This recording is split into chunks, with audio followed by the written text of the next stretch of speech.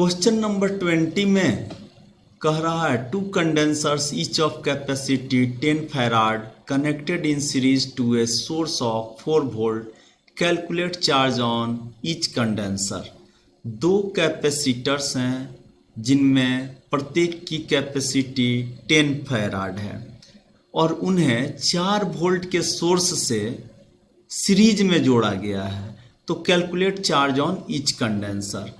तो बाबू ऐसे क्वेश्चंस अगर पूछ दिए जाएं तो सबसे पहले आप एक स्ट्रक्चर बनाएंगे और यहाँ दोनों को सीरीज में जोड़नी है। हमने दोनों को सीरीज में जोड़ दिया। इस इंड को हमने ए और इस इंड को हमने बी माना, इस सिरा को ए और इस सिरे को बी। अब एक बैटरी यहाँ लगा दिया और इस बैटरी की जो वोल्टेज है, पोटेंशियल डिफरेंस है, वह कितनी दी गई है? 4 वोल्ट दी गई है।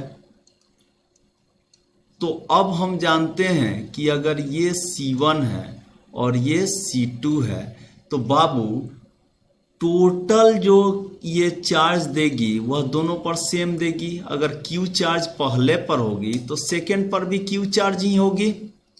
लेकिन आखिर ये कितना चार्ज लेगी यही तो निकालना है, जबकि कैपेसिटी 10 फैराड दी गई है।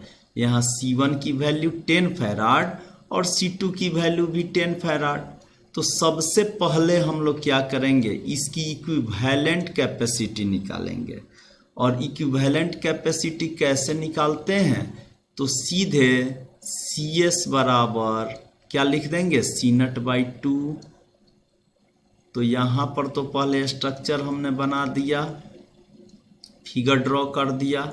यहाँ हमने लिखा 4 वोल्ट, यहाँ हमने लिखा। अब 10 फैराड और 10 फैराड को जब हम सीरीज में जोड़ते हैं तो ये क्या हो जाएगी, 5 फैराड हो जाएगी, होगी ना। कैसे? तो CS बराबर होती है, अगर सेम हो तो C0/N होती है। तो यहाँ तो क्या दिया हुआ है, 10 फैराड दिया हुआ है C0 की वैल्यू। और कितने कैपेसिटर्स हैं, 2।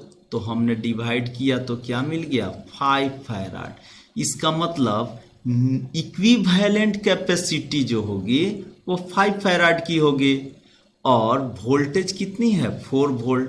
तो इसलिए अब हम जानते हैं Q बराबर क्या होती है बाबू, C भी। C की वैल्यू क्या है, 5 फैराड और V की वैल्यू क्या है, 4 वोल्ट। जब 5 फैराड में 4 वोल्ट से मल्टीप्लाई करेंगे तो ये 20 हो जाएगी। और वोल्ट इंटू फैराड जो होती है वो कूलम्ब होती है बाबू, क्योंकि कूलम्ब पर यूनिट वोल्ट को हम लोगों ने क्या कहा था, फैराड। चूंकि 1 कूलम्ब पर वोल्ट को ही हम लोगों ने क्या कहा था, फैराड कहा था। तो कूलम्ब 1 फैराड, तो 1 कूलम्ब बराबर क्या हो जाएगा, 1 फैराड वोल्ट।